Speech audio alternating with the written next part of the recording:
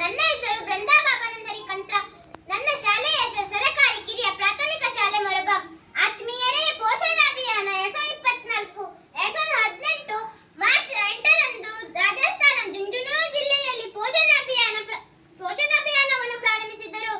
ಹದಿಹರೆಯದ ಹುಡುಗಿಯರು, ಗರ್ಭಿಣಿಯರು, ಹಾಲುಣಿಸುವ ತಾಯಂದಿರು ಮತ್ತು 0 ರಿಂದ 6 ವರ್ಷ ವಯಸ್ಸಿನ ಮಕ್ಕಳು ಪೌಷ್ಟಿಕಾಂಶದ ಸ್ಥಿತಿಗೆ ಒತ್ತು ನೀಡುವುದು ಈ ಅಭಿಯಾನದ ಗಮನ. ಪೋಷಣೆ ಅಭಿಯಾನವು 2022ರ ವೇಳೆಗೆ ಅಪೌಷ್ಟಿಕ ಮುಕ್ತ ಭಾರತವನ್ನು ಸಾಧಿಸುವ ದೃಶ್ಯದೊಂದಿಗೆ ಸಮಗ್ರ ಅಭಿವೃದ್ಧಿ ಮತ್ತು ಸಾಕಷ್ಟು ಪೋಷಕಾಂಶಗಳನ್ನು ಖಚಿತಪಡಿಸುವುದು ಇದರ ಗುರಿಯಾಗಿದೆ. ಪೋಷಣಾಭಿಯಾನದ ಉದ್ದೇಶಗಳು: ಮಕ್ಕಳ ಬೆಳವಣಿಗೆ ಕುಂಠಿತವನ್ನು ತಡೆಗಟ್ಟುವುದು, ಮಕ್ಕಳಲ್ಲಿ ರಕ್ತಹೀನತೆಯನ್ನು ಕಡಿಮೆಯಾಗುವುದನ್ನು ನಿಲ್ಲಿಸುವುದು. ನಾವು ಸಮತೋಲನ ಆಹಾರವನ್ನು ಸೇವಿಸಬೇಕು. ನಾವು ದಿನನಿತ್ಯ ಸೇವಿಸುವ ಆಹಾರಗಳು ದೋಸೆ, ಅನ್ನ, ಸಾಂಬಾರು, ಚಪಾತಿ ಪಲ್ಯ, ಮೊಟ್ಟೆ, ಮೀನು, ಮಾಂಸ, ಇಡ್ಲಿ, ರೊಟ್ಟಿ, ಹಣ್ಣು, ತರಕಾರಿ, ಸೊಪ್ಪು, ಹಾಲು, ಮೊಸರು, ಅಂಬಲಿ, ರಾಗಿ ಮಾಲ್ಟ್ ಮುಂತಾದವುಗಳನ್ನು ನಾವು ನಮ್ಮ ದಿನನಿತ್ಯದ ಊಟದಲ್ಲಿ ಬಳಸಬೇಕು. ನಾವು ಆಹಾರವನ್ನು ಏಕೆ ಸೇವಿಸಬೇಕು? ಶಕ್ತಿಗಾಗಿ, ಬೆಳವಣಿಗೆಗಾಗಿ, ದೇಹಕ್ಕೆ ರಕ್ಷಣೆ ಒದಗಿಸುವ ಸಲುವಾಗಿ ನಾವು ಆಹಾರವನ್ನು ಸೇವಿಸಬೇಕು. ನಾವು ಸೇವಿಸುವ ಆಹಾರದಲ್ಲಿ ಪೋಷಕಾಂಶಗಳಿವೆ. ಯಾವ ಯಾವ ಪೋಷಕಾಂಶಗಳಿವೆ? ಶರ್ಕರ ಪಿಷ್ಟ, ಪ್ರೋಟೀನ್, ಮೇಧಸ್ಸು, ಖನಿಜ ಲವಣ, ಜೀವಸತ್ವಗಳಿವೆ. ನಾನು ರಾಗಿ ನನ್ನಲ್ಲಿ ಪಿಷ್ಟ ಹೆಚ್ಚಾಗಿದೆ.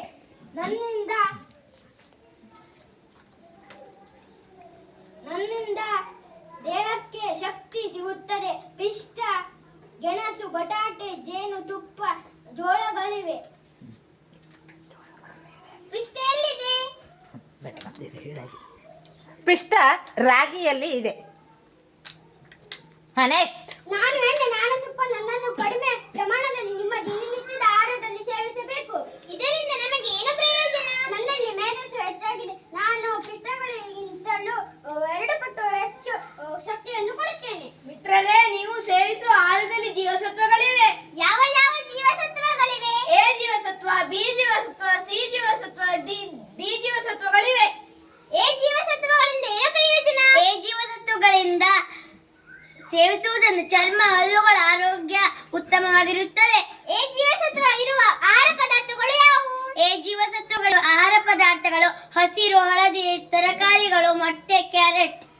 ಬಿ ಜೀವಸತ್ವ ಇರುವ ಆಹಾರ ಪದಾರ್ಥಗಳು ಯಾವುವು? ಬಿ ಜೀವಸತ್ವ ಇರುವ ಆಹಾರ ಪದಾರ್ಥಗಳು: ಗೋಧಿ, ರಾಗಿ, ಉದ್ದು, ಸೊಪ್ಪು, ಮೊಳಕೆ ಕಾಳು. ಬಿ ಜೀವಸತ್ವ ಇರುವ ಆಹಾರ ಪದಾರ್ಥವನ್ನು ಸೇವಿಸುವುದರಿಂದ ಏನು ಪ್ರಯೋಜನ? ಬಿ ಜೀವಸತ್ವದಿಂದ ಸೇವಿಸುವುದರಿಂದ ಚರ್ಮದ ಆರೋಗ್ಯ ಉತ್ತಮವಾಗಿರುತ್ತದೆ. ಸಿ ಜೀವಸತ್ವ ಹೊಂದಿರುವ ಆಹಾರ ಪದಾರ್ಥಗಳು ಯಾವುವು?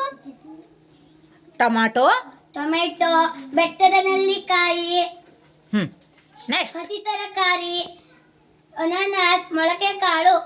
ಸಿ ಜೀವಸತ್ವ ಹೊಂದಿರುವ ಆಹಾರ ಪದಾರ್ಥಗಳು ಸೇವಿಸುವುದರಿಂದ ಏನು ಪ್ರಯೋಜನ? ಸಿ ಜೀವಸತ್ವ ನೆಕ್ಸ್ಟ್ ಹೇಳು. ಸಿ ಜೀವಸತ್ವ ಸೇವಿಸುವುದರಿಂದ ಹಲ್ಲು ಮತ್ತು ಒಸಡಿನ ಆರೋಗ್ಯ ಉತ್ತಮವಾಗಿರುತ್ತದೆ. ಡಿ ಜೀವಸತ್ವ ಆಹಾರ ಪದಾರ್ಥಗಳು ಯಾವುವು? ಡಿ ಜೀವಸತ್ವ ಆಹಾರ ಪದಾರ್ಥಗಳು: ಮೀನೆಣ್ಣೆ. ನೆಕ್ಸ್ಟ್, ಜೀವಸತ್ವಗಳ ಕೊರತೆಯಿಂದ ಯಾವ ರೋಗಗಳು ಬರುತ್ತವೆ? ಎ ಜೀವಸತ್ವ ಕೊರತೆಯಿಂದ ಎರುಳುಗಣ್ಣು ರೋಗ ಬರುತ್ತದೆ. ಮಿತ್ರರೇ, ಬಿ ಜೀವಸತ್ವಗಳ ಕೊರತೆಯಿಂದ ಯಾವ ರೋಗಗಳು ಬರುತ್ತವೆ? ಬಿ ಜೀವಸತ್ವ ಕೊರತೆಯಿಂದ ಬೇರೆ ಬೇರೆ ರೋಗ ಬರುತ್ತದೆ. ಬೇರೆ ಬೇರೆ ರೋಗಗಳು ಯಾವುವು?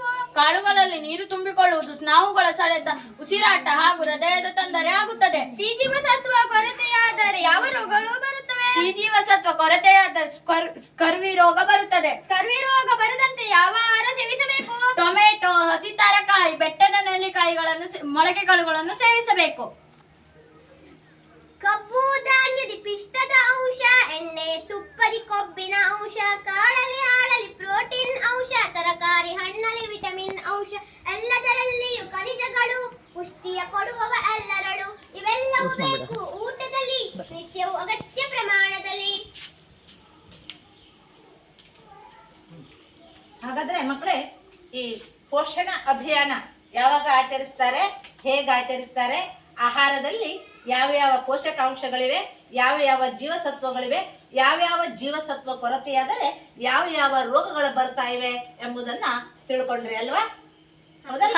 ಹಾಗಾದ್ರೆ ಈ ಒಂದು ಕಾರ್ಯಕ್ರಮ ನಿಮಗೆ ಸಂತೋಷ ಆಯ್ತಾ? ಏನೇನ್ ತಿನ್ಬೇಕು, ಏನೇನ್ ತಿನ್ನಬಾರ್ದು, ಏನೇನನ್ನ ಸೇವಿಸಿದರೆ ಆರೋಗ್ಯ ಉತ್ತಮವಾಗಿರ್ತಾ ಇದೆ, ನಮ್ಮ ಪ್ರತಿದಿನದ ಆಹಾರದಲ್ಲಿ ನಾವು ಏನನ್ನ ಸೇವಿಸಬೇಕು, ಆ ಎಲ್ಲವನ್ನು ಸೇವಿಸುವ ಆಹಾರಕ್ಕೆ ಏನಂತಾರೆ? ಸಮತೋಲನ ಆಹಾರ ಅಂತಾರೆ. ಹಾಗಾದ್ರೆ ಪೋಷಣ ಅಭಿಯಾನ ನಮಗೆಲ್ಲರಿಗೂ ಒಳ್ಳೆಯ ದಿನ ಮತ್ತು ಸಂತೋಷದ ದಿನ ಅಲ್ವಾ? ಎಲ್ಲ ಆಹಾರಗಳನ್ನ ನೋಡ್ಲಿಕ್ಕಾಯ್ತು ಇವತ್ತಲ್ವಾ? ಹಾಗಾದ್ರೆ ಈ ಒಂದು ದಿನಕ್ಕೆ ಶುಭವನ್ನ ಕೋರುತ್ತಾ ನಾವು ಮುಂದಿನ ಕಾರ್ಯಕ್ರಮವನ್ನ ನಡೆಸೋಣ. ಜೈ ಭಾರತಾಂಬೆ.